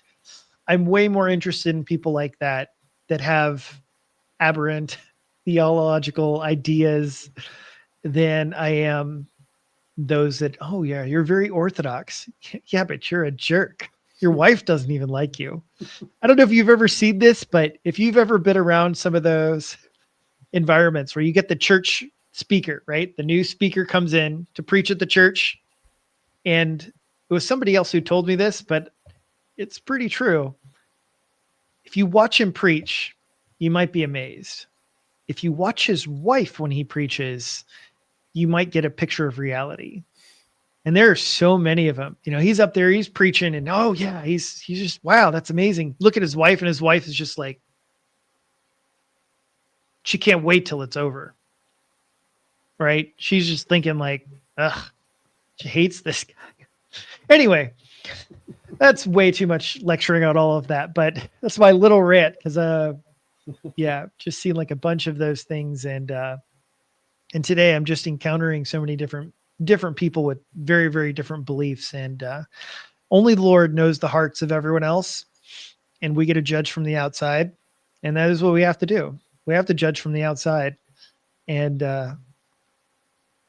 yeah, we just do the best we can. But it seems really obvious to me sometimes that certain people just are not being led by the Spirit of God, you know? And that was another great point. Like, I don't know if you guys believe in the continuation of the gifts or any of those things, but when you read the Old Testament, he talks about prophets, and he talks about, oh yeah, sometimes a prophet will say something and it will come true. It will come true. So in other words, prophecy actually happened. Wow, that was amazing.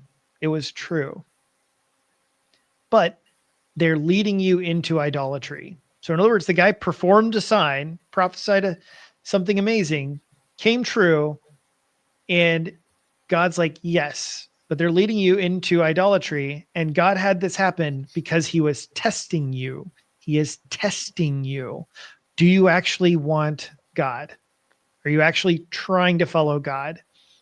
You know, and this came up in a real life scenario recently because we've had all of these scandals, and one of the victims from one of these kind of sex scandals with one of these prophets, she was telling her story, and one of the parts of her story was that she was praying very specifically, Lord, like, if this guy is from you, then have him mention Isaiah 54. There was something connected. I can't remember if it was exactly Isaiah 54, but it was a specific chapter in Isaiah. And he came to her, and she was like, you know, she didn't write this in any of her notes. You know, this was just completely a prayer between her and God. And he came and prophesied, you know, the Lord is giving me Isaiah. And he mentioned the exact chapter and like hit all these things. And she's like, okay, Lord, this is from you. And here she is telling this story afterwards. And the interviewer asked her, why do you think that happened? Why do you think that he did give you that specific prophetic word that confirmed exactly all of this when he was completely a false prophet and was actually molesting tons of people? Right. You know, and she was one of the ones that was with him for a long time. And she was still going like, I don't know. I don't know why that happened. And I feel like that's exactly what everything's going on. What happened, most likely, in my opinion, right? She idolized the man. She wasn't really following God. She was following this guy. She believed everything he said, but she wasn't actually fully devoted to the Lord in his heart in that moment. And I feel like that's what was missing, you know? And so sometimes, yeah, you can be led astray by what? The desires of your own heart. You wanted something so badly that God's like, if that's what you want, right? You're kind of given over to what you want. And at that moment, it wasn't God. But that sounds like Is that too heavy?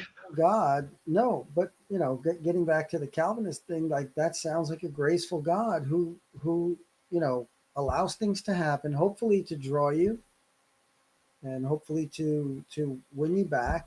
You know, it's you know, I believe that the Bible teaches that God loves all people, like John 3:16, like you read before, and desires all to be saved.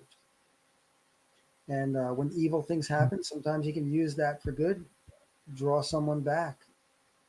But none of this matters in Calvinism. It's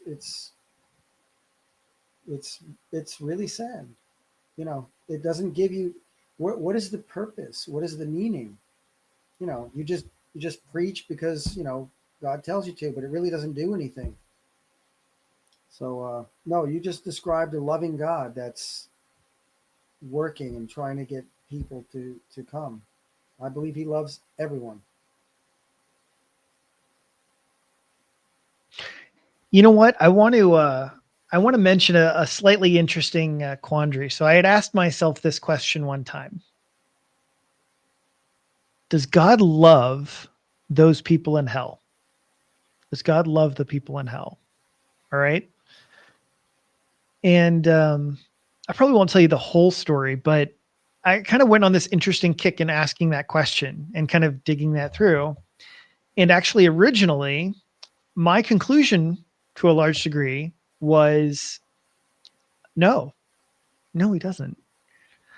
And I want to be honest. So, and I was making arguments and arguing with some friends about this, right? I'm not going to go through the whole line, but I was, yeah, kind of making arguments, and I was proud of myself to some degree, you know, because these were interesting arguments, and I seemed to, beat up on other people, and convinced a few people. But I actually remember feeling the Lord kind of just impressing on me like that he wasn't really happy with this. I just remember, and I was having a conversation with him because at that point, it was really just a purely intellectual exercise. But I literally just remember having this feeling of God going like, yeah, I don't really, that's not exactly cool what you're doing. And so anyway, it was my grandfather. I talked with my grandfather and he gave me a different perspective. And I was like, oh, yeah, I think that's right. And I think that you can actually show that it depends on what you mean by love. It depends on what you mean by love, because love, unfortunately in English, right? It doesn't just mean one thing, right? Because I can, go to somebody and be like, hey, I love you, right? And it's like, what am I really conveying? I'm conveying really more of an emotional statement, right? But there is also loving somebody through your actions, right? Through your actions. And that's a different kind of thing, right? And so, like, let's take, don't get too involved in this one, but let's take the prodigal son for a moment, all right? Let's to ignore and just steal one of Jesus' things, because we all know what it is. When the prodigal son is away, does the father love his prodigal son? Well, the answer is yes, right? Okay. But since the prodigal son is away, does the father perform any loving actions towards that son? Well, the answer is no, in one sense, right? Because the son is away from him. And so love in the sense of actually bestowing actions and doing these types of things, yeah, that doesn't happen when you step so far away from God and you reject God, because not because God doesn't love you in a sense. It doesn't happen because you're not there, because you're not available to receive love, and you're not available to receive all those things. So I think that there's those two different things that are happening and kind of going on, and that, somebody can love somebody else. Just like, I always say, like, you know what, if you have a drunk uncle, I might love him, but I can't help him, when he's just far and away and out doing his thing, and if I gave him money, would that be a loving action? Well, no, it wouldn't be at the moment, right? Because he just ends up using it. And in fact, most people know that if you ever want to get rid of a drug addict, you give them a ton of money. Drug addicts that receive an influx of a massive amount of money kill themselves. They end themselves because they can't handle it, and they overdose quickly. So anyway, I don't know. This turned into like, I guess the original topic was a heavy topic itself, but It's all good. yeah. So I don't know. Any other major thoughts? Yeah, I don't really accept Calvinism. Don't really think it quite goes together, but I wouldn't judge every Calvinist the same. I guess that's one thing I would say. I would not judge every Calvinist the same. But I do think that the words of R.C. Sproul Jr. are way out of line, and very problematic. So certainly can't support that. He is getting pushback, though, right? Oh, he's been getting a shellacking. Yeah, he must. He's definitely been getting I think it's deserved. And he gave an apology post, but yeah, I really think his apology post was, like others have pointed out, that was pretty pathetic. It wasn't really owning up. It was kind of like, hey guys, maybe I should have worded it better. But he means everything that he said. He doesn't really, he didn't misspeak in essence. Like, this isn't one of those situations in which he really, oh, well, I totally didn't mean to. It's a little bit closer to like what he said earlier of, it's like, oh, well, I meant for unbelievers. It's like, okay, so you do think that unbelievers basically deserve every horrible thing and that there is no tragedy. And it's kind of like, yeah, he does. That's what he believes. He believes there is no tragic thing.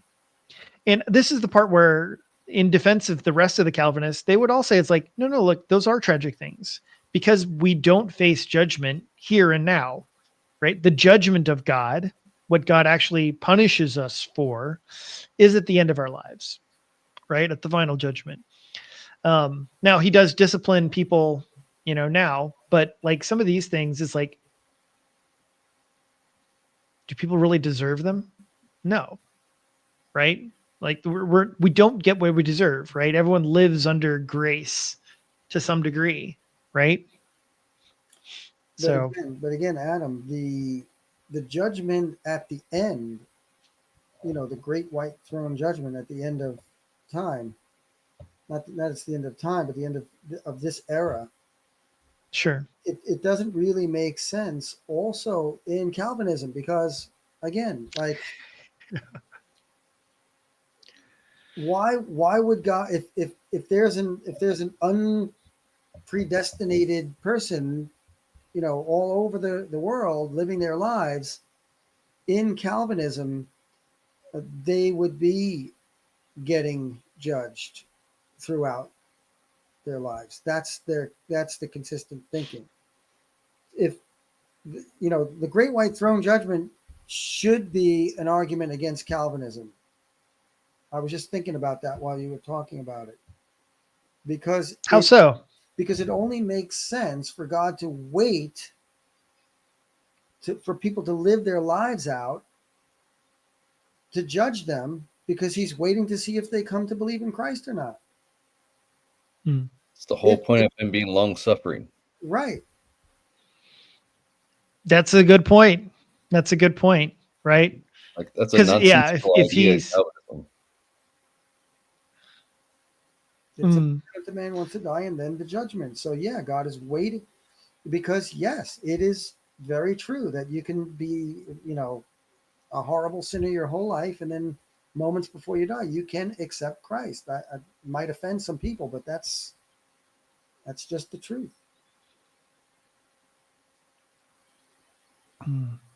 Yeah, like if you have the judgment at the end, but God's already decided at the beginning, then isn't the judgment in the beginning? Right. Everything is in the beginning. That's the whole point. It's prescripted. There's no point to anything. There's no point in the Calvinists trying to teach anybody anything. Like, the Calvinists spends their so much of their time trying to convince us non-Calvinists to be Calvinists. And the question is, like, why? Like, we were predestined that way. Yeah. It just, the whole thing just makes no sense. It really doesn't. You know what's interesting? And this is very much on a completely different track. So don't think I'm trying to make a big biblical case out of this, but I do think what's really interesting, if you just look at human psychology, right? Human psychology, if you take two different people and the one person you tell, you have no power, what's going to happen is going to happen. Life is fated, you have no control. And then you take another person and you say, you have control, you're responsible, and you have free will, the two people will actively be affected by those two notions. One of them will feel very depressed and helpless, and his actions will reflect it. And the other one will actually have a much greater sense of, yeah, accomplishment, achievement, Yeah. control. It psychologically actually impacts you a significant degree.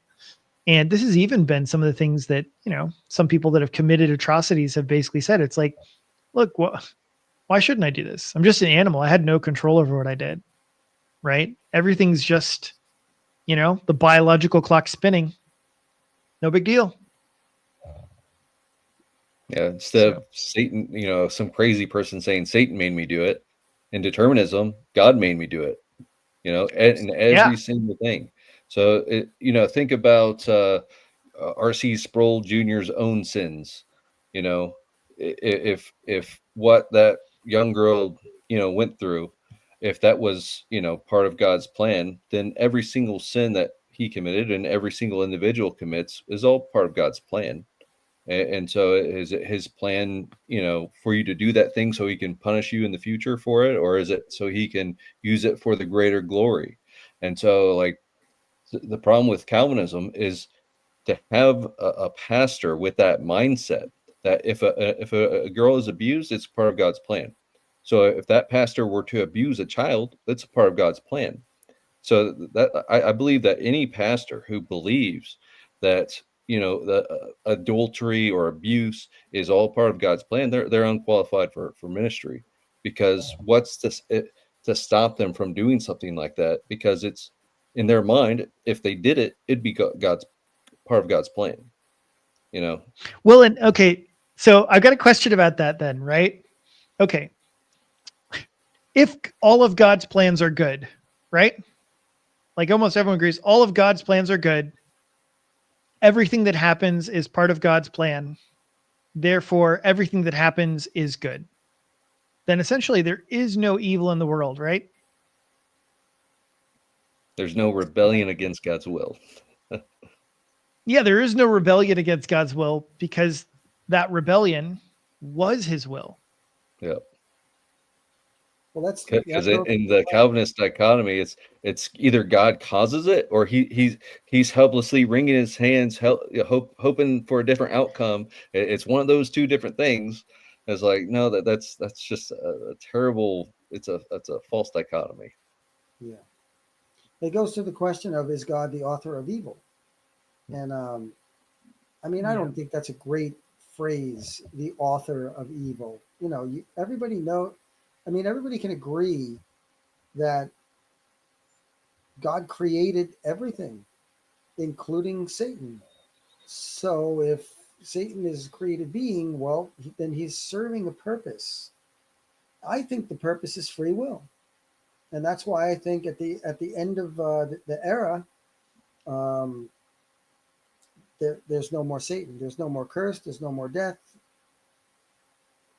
and therefore, I think there will be still free will when everything is restored, but I don't think there will be any possibility to sin. But it's not like we're not going to have a free will even then, even in the new world. I mean, that doesn't even make sense to me, even at that point. No, think of it like this: if you had the ability right now to choose for everything you do from now on to be perfectly aligned with God's will, would you choose that? Would you? Yeah. Okay, I would too. I would like to. Yeah. And I think that's that's our desire. Anybody who's been born again, that's their desire to be in God's will, to do what He is pleasing to Him. And unfortunately, because our flesh is weak, the spirit is willing, but the flesh is weak. And so I believe that when we're given our new bodies, we won't be given weak flesh. Our flesh and our spirit will be one, and in our desires to do what God wants us to do, we'll do those things, and it'll be willingly, because that's already what we want to do. But we have our fleshly desires that pull against doing, what we know is right, what we know is good, what we know is godly. And like I said, but in the new heavens, new earth, we're not going to have that pull away from God's will. It's all going to flow. Yeah, The stream is going to flow one way. yeah.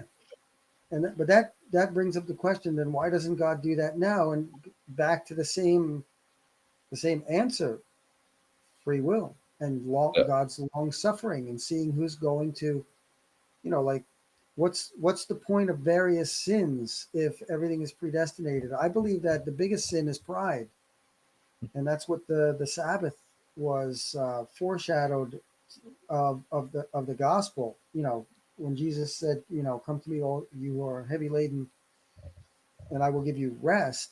The directive to Israelites was humble yourselves and do no work. So I believe, like, to follow to believe in Jesus is to humble yourself to the fact that you can't earn your salvation, and you must trust in the work of Christ to be saved. And if what is the point of all that if you have no say so in it? What is the point of any human emotion at all? Um, my mind just keeps going back to all those questions, like, what's the point of anything that we do or that we think? God could have just, if he was going to predestine all of this evil and suffering and, young girls getting raped and whatnot, it makes God a monster. You really just have to come to that conclusion if it was all predestined. And the Calvinists, though, like, oh, you're just not willing to accept the difficult things of God, and so like they prop themselves up, and like I don't think they realize what they're doing is they're propping themselves up as, oh, I'm willing to accept this. Okay, but what by doing that, you're taken away from God's glory, from His holiness. You're degrading His holiness for the sake of, oh, I'm willing to do this, and all in the while, like, arguing against free will. It's like, so you're saying you're willing to do something, and you're chastising me for not being willing to do what you're willing to do, and that thing that you're willing to do that I'm not willing to do is degrade God's holiness. like that's insanity. Yeah. Well, you know what actually I think is kind of interesting, having now walked through many different difficult topics in theology, is that now I used to think of, because, like, yeah, the Calvinists are often way more the heady type. They want to dig in and they're going to make all of these biblical arguments, which is why oftentimes, yeah, we've enjoyed going to their churches, because their sermons were going to be a little more exegetical. They were going to talk more about the Bible, and things like that, which I think has been great. But I think in a very strange way, the Calvinists have had a more literal reading of Scripture, and they remind me more of some of the premillennialists, some of the young earth creationists. Some of these ones were like, well, the Bible just, this is what it says, and it says what it says, and that's what it is, and whatever it says, I'm going to believe. And of course I believe you should believe the Bible. Of course I believe you should believe the Bible. But all of us have read and seen enough where it's like the Bible uses many times colorful language. It uses analogies. It uses, metaphor. It uses allegory. It uses all of these other elements to convey a message. And, certainly there are parts that are literal. But I think that too often they're missing the forest for the trees, and when it says, like, this one thing, one here, for example, right? For there is no one righteous, no, not one. I love somebody else pointed out, and I really struggled with this actually in my youth as I was studying, is like, hey, like, how does that work? Because Abraham is declared righteous. Job is declared righteous, right? We look at these characters and God's like, these guys are righteous. And it's like, okay, but there's no one righteous except for those guys, And I think that, yeah, they're just overly simplistically reading some texts. when it should be taken in full stride of the rest of it. Yeah, and they're taking it out of context, because in the very next, like, that's verse 4, Psalm 14:4, says, "For none is righteous," and then in the very next verse, it's showing that it's limited to the evildoers who are enemies of the righteous generation. And so, so if you read the first 4 verses in Psalm 14, it sounds like it's applying to, well, for the most part, especially if you read just verse 4, it sounds like it's referring to everybody. It's a universal statement. And then when you read verse 5, it's like, oh no, it's not a universal statement. It's limited to the ungodly, who are the enemies of the righteous. So it's not saying that God is looking out throughout the world and there's not a single righteous person. It's the enemies of God. They're not righteous. And like Nathan Bozeman and I, we did a video on this recently, how it's a common theme throughout the Old Testament, where especially when referring to the ungodly as knowing nothing, like it's a common theme. Actually, if you don't mind, I'll read a verse. I want to read the first passage, but the first verse, like, it's kind of funny. Let's see. Is it the Ecclesiastes one? No, it's Jeremiah Okay. 10:14. Okay, so it says, "Every man is stupid and without knowledge." Now, if that's all There I you go. read, that I don't like need to read anything else. right. It's evidently true. The I've Bible, lived on X. the Bible says every man is stupid and without knowledge, and so that's a universal statement, right? Like, But if we keep reading, um, we get some context. It says, "Every goldsmith is put to shame by his idols, for his images are false, and there is no breath in them. They are worthless, a work of delusion. At the time of their punishment, they shall perish. Not like these is he who is the portion of Jacob, for he is the one who formed all things, and Israel is the tribe of his inheritance. The Lord of hosts is his name." And so, when we start the passage, it sounds like it's talking about all men. But then as we keep reading, we're like, oh, it's limited to the ungodly. And so just do the same thing with what Paul is referencing, and we get the same idea. Like, it's not that no person is righteous. Otherwise, you have to say, like, Calvinists have to say they're not righteous, which would mean they're not regenerate, which would mean they know nothing. And so yeah, it's that's why context is important. They do the same thing with all the proof texts. John Yes. 6:44, "No man can come to me unless the Father who sent me draws him." Yeah. They're completely forgetting that in Isaiah 6, God pronounced judgment on the entire nation. They were under a spirit of stupor. It literally says it later on in the book of John. Therefore, they cannot believe because of what Isaiah said. So really, it was no man in Israel can come to Jesus unless God drew them. And that's why Jesus went and chose 12 apostles. They were the literal elect. Because, Jesus literally said to them, "Aren't you the 12 whom I have chosen?" So if you take that and out of context, like you just said, or apply it universally to everybody and rip it out of the context, well, you get Calvinism. Yeah. Context kills Calvin. Well, context kills Calvinism. Steve, where did you post that, man? Come on. So, well, yeah, it's been a good stream, and yeah, you guys can check out both of these guys on YouTube, and they're also both active on X as well. And hopefully, me and Curious Kairos and a bunch of the other guys will be talking some more about the intermediate state coming up here. And in the meantime, read your Bible. That's important.